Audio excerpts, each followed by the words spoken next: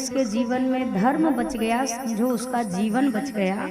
और जहाँ धर्म नहीं रहा वहाँ पर जीवन की भी कोई संभावना नहीं है। इसके अनेक उदाहरण हमारे विविध प्रकार के आप ग्रंथों में भी सुन सकते हो, आप अध्ययन सामग्री में भी दर्शन कर सकते हो। जहाँ पर लोगों ने धर्म को हल्का समझा, कुछ दिन बाद वहाँ पर जीवन का ही महत्व समाप्त हो गया। जब मुगलों ने आक्रमण किया तो मुगलों की एक मुख्य धारणा थी, उनसे ये नहीं कहा गया कि डायरेक्ट किसी का वध करो। उन्होंने एक चीज आजमाई कि अगर किसी धर्म को या किसी व्यक्ति को नष्ट करना है तो उसकी संस्कृति को नष्ट करना शुरू करो। हमारे मंदिर क्यों तोड़े गए? हमारे मंदिरों को, हमारे ग्रंथों को, नालंदा विश्वविद्यालय जहाँ पर पूरे विश्व के लोग उस समय अध्ययन करने आया करते थे, ऐसे ऐसे ग्रंथ, हजारों ग्रंथ, तो क्यों सबसे पहले उसे नष्ट किया गया? क्योंकि जब हथियार ही नहीं रहेगा तो व्यक्ति युद्ध लड़ने के काबिल ही नहीं रहेगा। किसी व्यक्ति को समाप्त करना है तो उसका धर्म उससे छीन लो। आज के समय पे समझ में नहीं आता, लोग कहते हैं अरे धर्म से क्या होगा। इसका मतलब हमारे जो पूर्वज रहे हैं उनको कोई ज्ञान ही नहीं था, जो कहते थे धर्म ना जाए, प्राण चला जाए तो चला जाए। शिवाजी महाराज, उनके सुपुत्र, कितने कष्ट। श्री संभाजी महाराज का आप चरित्र कभी सुनिए। समस्या तो यही है कि हमने कभी अपने महान विभूतियों के विषय में ना तो पढ़ाया गया, ना हमने कभी पढ़ने की चेष्टा की, कभी जाना ही नहीं। श्री संभाजी महाराज, छत्रपति श्री संभाजी महाराज 40 दिनों तक औरंगजेब मुगलों के कब्जे में रहे, जिह्वा खींच जीते जी प्राण, कितने कष्ट, नाखून एक एक नोच दिए, तुम हमारा मुगल धर्म स्वीकार करो। छत्रपति महाराज ने कहा जीवन चला जाए पर धर्म का त्याग नहीं किया। आज भले सिख परंपरा के कुछ लोग स्वयं को हमसे अलग थलग मानते हैं, पर आप अगर प्राचीन कथाएं सुनेंगे तो उस समय भी, चाहे हमारे श्री गुरु नानक साहेब हों, चाहे उनके सिख परंपरा में आगे उनके वंशज हों, उन्होंने धर्म के लिए बहुत कार्य किया है, बहुत कार्य किया है। गुरु श्री तेग बहादुर सिंह जी ने जिस समय कश्मीरी पंडितों पर अत्याचार हो रहा था, कहते हैं उस समय जो उस समय के धर्मात्मा लोग थे, जो पंडित थे, जो विप्रजन थे, मुगलों ने कहा जो भी व्यक्ति जितने जनेऊ लेके आएगा उसे उतनी सोने की मोहर मिलेगी। अब जनेऊ लेके आने का मतलब जो जीते जी त्याग दे अपना धर्म, या तो वो जनेऊ अपना त्याग करेगा, या जो प्राण की रक्षा के डर से अपना जनेऊ उतार दे। तो ये था, चाहे जीते जी या फिर धर्म परिवर्तित करा करके आप जैसे लाओगे उतनी स्वर्ण मोहर। उस समय वो लोग गुरु श्री तेग बहादुर सिंह जी के पास गए, उनके पास जाकर कहा कि अब हम अपने से, अब हमारे में इतनी सामर्थ्य नहीं, वो इतना आता था, हम क्या सामना करेंगे। उस समय श्री गुरु तेग बहादुर सिंह जी ने मुगल के समक्ष उनके राज्य में दिल्ली जाकर यह घोषणा करी कि अगर तुम मेरा धर्म परिवर्तित करने में सक्षम हो गए तब तो तुम वचन दो कि तब इन तक तुम हाथ बढ़ाओगे, लेकिन अगर तुम्हारे लाख यत्न के बाद मैंने अपना धर्म नहीं बदला तो तुम अगर सच्चे ईमान के हो तो फिर इन तक तुम हाथ नहीं बढ़ाओ। इस शर्त पे बात पक्की हुई। और आज भी शीशगंज गुरुद्वारा चांदनी चौक का इस बात का गवाह है। उन्होंने जीते जी अपना मस्तक कटवा दिया, मुगल ने जीते जी मस्तक काटा, पर उन्होंने धर्म परिवर्तित नहीं किया। अब जो लोग कहें धर्म से कुछ नहीं होता, उनको अपने इतिहास को पढ़ना अवश्य चाहिए। हम जिस मानस की कथा के, जिसके हम आश्रय में बैठकर ये कथा गा रहे हैं, ये धर्म का ही साक्षात प्रतिरूप है, जहाँ पर ये कहा जाता है प्राण जाई पर वचन ना जाए। यहाँ प्राण देना आसान लगता है पर राम देना आसान नहीं है, धर्म देना आसान नहीं है। अगर उनकी कथा सुनते हैं तो जीवन में कहीं ना कहीं 1% के लिए ये विचार हमेशा होना चाहिए कि मेरा धर्म मेरे जीवन से कभी नष्ट ना हो। जब तक कम से कम मेरा शरीर मेरे वश में है, जब तक मैं अपने हाथ पांव से सचल हूं, तब तक तो कोई अधर्म मैं नहीं करूंगा, तब तक तो अपने धर्म का परिपालन पूरे रूप से करूं। उसके बाद रघुनाथ जी के जो एक कल की कथा में हमने केवट जी के भावों का श्रवण किया। केवट जी ने रघुनाथ जी को गंगा पार किया है। और आप अगर कथा भी सुनते आए हैं और अगर आप स्वतः भी मानस जी में पाठ करेंगे और इस प्रसंग का दर्शन करेंगे तो आप स्वयं में अनुभव करेंगे कि गंगा के इस पार वाले केवट जी और गंगा के उस पार वाले केवट जी, दोनों में जमीन आसमान का अंतर जान पड़ता है। गंगा के इस पार जो केवट जी हैं मस्त, एकदम मनमोजी, हठीले, ऐसा लगता है बस हमारे मन की कर दो सरकार, हमें और कुछ नहीं चाहिए। लेकिन जब यही केवट जी उस पार पहुंचते हैं तो एक शरणागत भक्त के दर्शन होते हैं।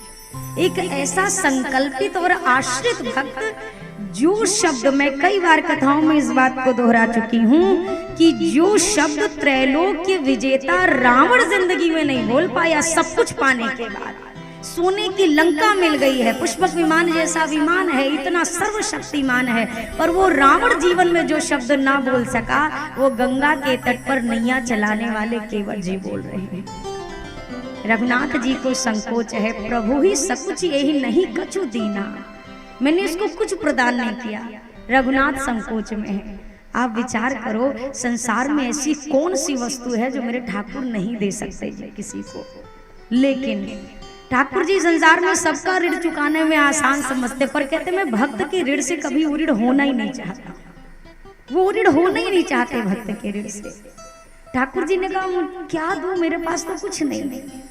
उस समय किशोरी मैया ने अपनी मुद्रिका उतारी, मुद्रिका उतार कर हाथ में ली तो रघुनाथ जी ने कहा कहे वो कृपाल ले हो उतराई। केवट भैया तुम्हारी मैया उतराई दे रही है, इसको स्वीकार कर लो। धन्य केवट जी, जो केवट जी अभी तक प्रभु को ठहाके लगा के हंसने पर मजबूर कर रहे थे, अब वो केवट जी रो रहे हैं और प्रभु मुस्कुरा रहे हैं। केवट जी के नेत्र में अश्रु भर आया। केवट जी ने कहा प्रभु मैं गरीब जरूर हूं, मैं निर्धन अवश्य हूं, पर मैं लोभी नहीं हूं। मैं मानता हूं मेरे पास निर्धनता इतनी है प्रभु कि मैं आपको कुछ देने योग्य नहीं, पर मैं इतना लोभी तो नहीं सरकार। हमारे पूर्वज कहा करते थे कि दरवाजे पर जब कोई अतिथि आए और आकर वो द्वार से जाने लगे तो उसकी झोली में कुछ डाल कर विदा करना चाहिए। नाथ मैं इस योग्य तो नहीं कि मैं आपको कुछ दे सकूं, आप तो दुनिया को देने वाले दाता हो। तो सरकार अगर मैं कुछ दे नहीं सकता तो मैं आपसे कम लूं ना, इतनी गरिमा तो मैं बना कर रख सकता हूं ना। राम जी कहते हैं नहीं मैंने तुम्हें कुछ दिया नहीं। उस समय केवट जी कहते हैं नाथ आज मैं काह न पावा, मिटे दोष दुख दारिद दावा। नाथ मुझे आज क्या नहीं मिला, मुझे सब तो प्राप्त हो गया। हाँ कुछ बाकी रह जाता तो मैं अवश्य मांगता। अच्छा थोड़ा सा प्रसंग के पीछे जाके, जैसे राम जी से प्रथम भेंट हुई रघुनाथ की और केवट जी की, उस समय केवट जी क्या कहते हैं? पाते भरी सहरी सकल सूते वारे वारे, मैं केवट की जाति कछु वेद ना पढ़ाई हो। मैं मल्लाह, ना वेद वेदांत पढ़ा और ना पढ़ाने की कोई हमारे अंदर काबिलियत। हे रघुनाथ सब परिवार मेरो याही लागी राजा जो,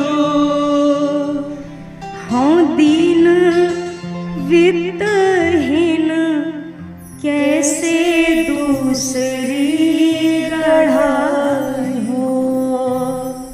मैं निर्धन हूँ, मेरे पास इतनी पूंजी नहीं है कि एक नैया हाथ से निकल जाए तो फटाफट दूसरी नैया बनवा दो।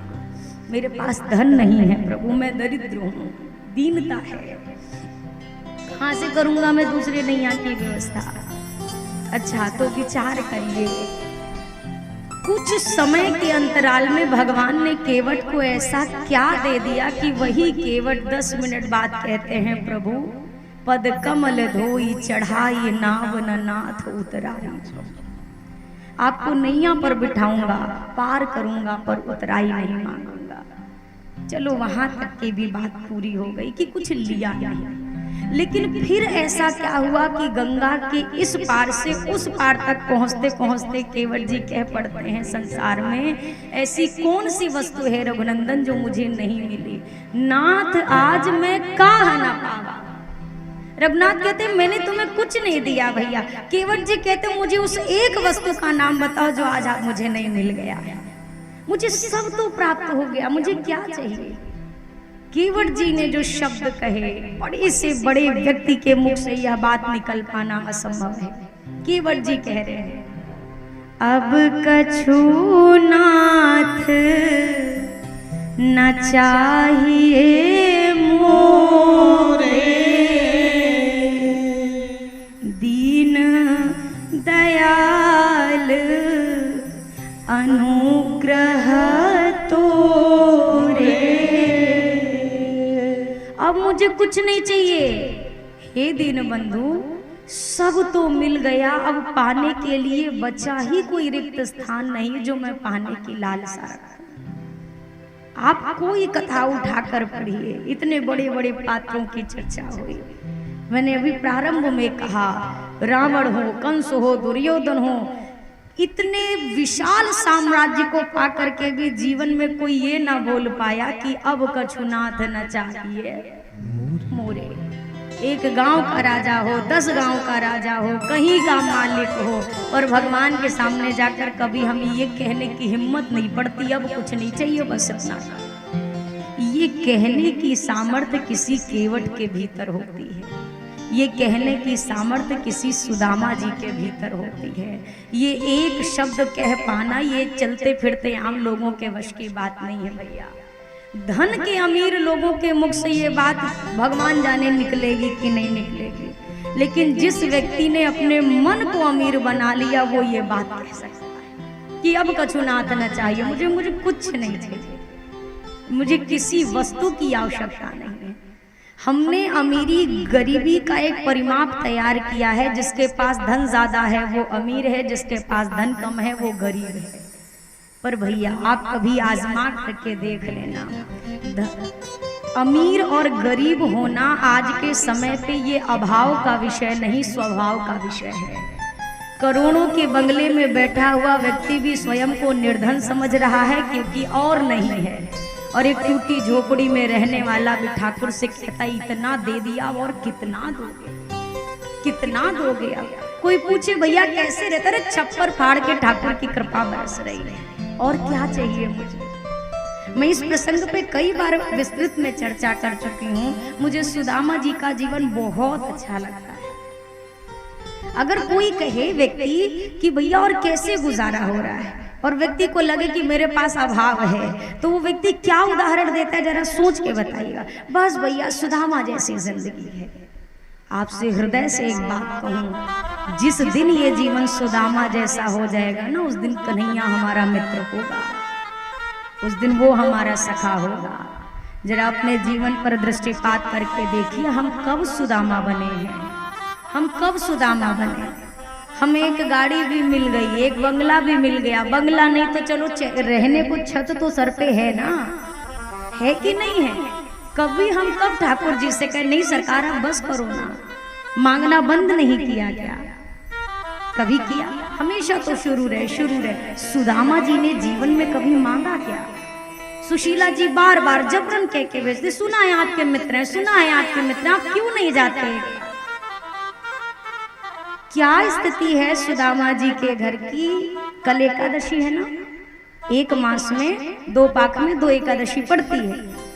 सुशीला जी कहती हैं महाराज जाकर कन्हैया से कहना कि प्रभु औरों के घर में तो 1 मास के 2 पाक में 2 एकादशी पड़ती है, पर मेरे घर तो नित्य एकादशी है। जो छोटे छोटे बच्चे हैं सुदामा जी के, वो भूख से भी लगते हैं। निर्धनता अगर धन के रूप में देखी जाए तो इतनी है कि अन्न का एक कण नहीं है, और अगर स्वाभिमान देखा जाए तो सुदामा ने जिंदगी में किसी के यहाँ के हाथ नहीं फैलाए, मुझे तुम प्रदान करो। एक बार केवल मांगा तो किसके लिए, जब कन्हैया को भेंट देनी थी तब। विप्रह भिक्षा रूप में ग्रहण करते थे, लेकिन ऐसा नहीं कि दरवाजे दरवाजे कहीं भी भटकते। छोटे छोटे बच्चे भूख से व्याकुल होते हैं, माँ कुछ भोजन नहीं है क्या, माँ कुछ भोजन नहीं है क्या। सुशीला मैया क्या करती हैं, एक पात्र में पानी डाल देती हैं, जो मिट्टी का पात्र है, उसी को झूठ मूठ का हिलाती रहती हैं चूल्हे पर। ऐसा कैसे कलछी चलाती है कि बच्चों को लगे मैया कुछ बना रही है हमारे लिए, और बच्चों को गोद में लिटा लेती है। आधे घंटे हो गए, 1 घंटे हो गए, माँ बना नहीं, अरे नहीं नहीं पुत्र, विशेष पकवान है, समय लगेगा, तू सो जा तब तक के लिए। और वैसे कर करके बच्चों को सुला देती, बच्चे सो जाते तो मैया रोने लगती, और तब कहा कि जाओ आप एक बार तो कन्हैया के पास जाओ ना।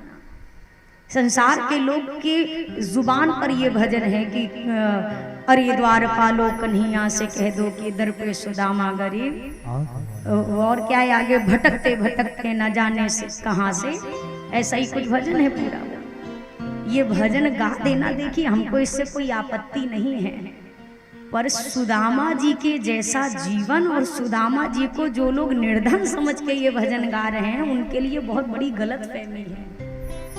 आप एक बात बताओ, अगर सुदामा जी वास्तव में आप ये सोचो कि अरे बड़ी गरीब थे सुदामा जी जैसी गरीबी किसी के जीवन में नहीं, उनसे बड़ा निर्धन कोई नहीं। अरे त्रैलोक्य का मालिक जिसके चरण में बैठकर अपने आंसू से चरण धो रहा है, और अपने मित्र को अपने द्वारिका के सिंहासन पर बिठा कर रखा है, आपको क्या सच में लगता है ये ऐसे गरीब से फिर रहे सुदामा जी? सुदामा जी महाराज को जो वस्तु प्राप्त हो गई है, वो संसार में किसी को भी ऐसी आसानी से मिलने वाली नहीं है। आप ऐसे विचारो ना कि आपके पास दुनिया की हर संपत्ति है, पर भगवान नहीं है आपके जीवन में, आप कहाँ के अमीर हो भैया। हमारे पास जीवन की कोई संपत्ति नहीं है, लेकिन मेरा ठाकुर मेरे साथ में है, ये मेरा भरोसा है। इससे बड़ी अमीरी कहाँ से आएगी। भांति भांति भोग मिले, अंग हो निरोग मिले, सुख के संजोग मिले जीवन की बाती में। नाम अरु धाम मिले, सुयश अरु काम मिले, पर राम ना मिले तो सब काम मिले माटी में। सब मिल जाए, सब मिल जाए। मानस जी में लिखा ना कि भक्तिहीन गुण सब सुख ऐसे, लवड़ बिना बहु व्यंजन जैसे। सब प्राप्त हो जाए, लेकिन अगर भगवान की कृपा प्रेम नहीं मिला तो हम निर्धन हैं। बस ये कंगाली लेकर जानी नहीं है, इस बात का स्मरण रखना है, कुछ कमा कर जाए यहाँ से। केवट जी ने कहा मुझे क्या नहीं प्राप्त, मुझे सब मिल गया, कुछ नहीं चाहिए। ठाकुर जी ने कहा फिर भी तो कुछ तो ले लो। केवट जी ने कहा इतना आपको लगता है कि आपको देने की इच्छा है ना, तो एक कृपा करना, लौटते समय भी मेरी नैया से ही पार चलेगा, और तब आप राजा के रूप में होंगे, जो दोगे तो मैं उसको सहर्ष शिरोधार्य करूंगा। लौटते समय प्रभु क्या नैया से पार हुए थे? कैसे अयोध्या गए थे? इतनी बार कथा सुनिए, राम जी किस पे बैठ के आए थे लौटते समय?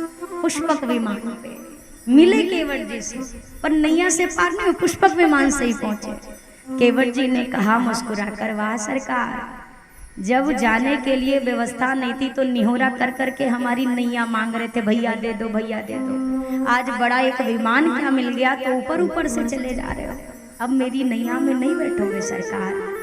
केवट जी से ठाकुर जी ने कहा, अरे भैया केवट, अभी एक बार जो तेरी नैया पे चढ़ा हूँ, अभी वही उधार नहीं चुका सकता हूँ, दोबारा ऋण लेने के लिए अभी मैं तैयार नहीं हूँ।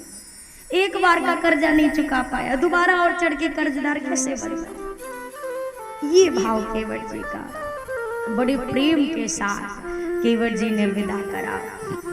मैंने कल बहुत संक्षेप में चर्चा करी कि श्री वाल्मीकि जी से जब मिले तो प्रभु मार्ग अगर पूछते हैं तो संत से पूछते हैं, प्रभु रहने का ठिकाना अगर पूछ रहे हैं तो संत से पूछ रहे हैं। ये प्रसंग कहता है जीवन में सलाह प्रत्येक व्यक्ति लेता है, पर हम किससे सलाह ले रहे हैं इस बात का विवेक भी रखना चाहिए। हम जिससे सलाह मांग रहे हैं वो खुद ढंग के रास्ते पे चल रहा है कि नहीं चल रहा है। ऐसा तो नहीं कि हम गलत व्यक्ति से सलाह मांग रहे हैं, जो खुद गलत जा रहा है वो हमें क्या सही सलाह देगा। तो सलाह लीजिए, सलाह देने वालों की कमी संसार में बिल्कुल नहीं है, पर हमको सलाह लेनी किससे है, इस बात का बुद्धि विवेक हमेशा अपने भीतर समा कर रखिए कि हमें किससे सलाह लेनी है, किससे सीख लेनी है जीवन में। हम किसी चोर से शिक्षा ले रहे हैं कि किसी संत से शिक्षा ले रहे हैं, हम किसी ज्ञानी से कोई बात ले रहे हैं कि जो खुद ही अज्ञान से घिरा है हम उससे ज्ञान लेने पे बैठे हुए हैं।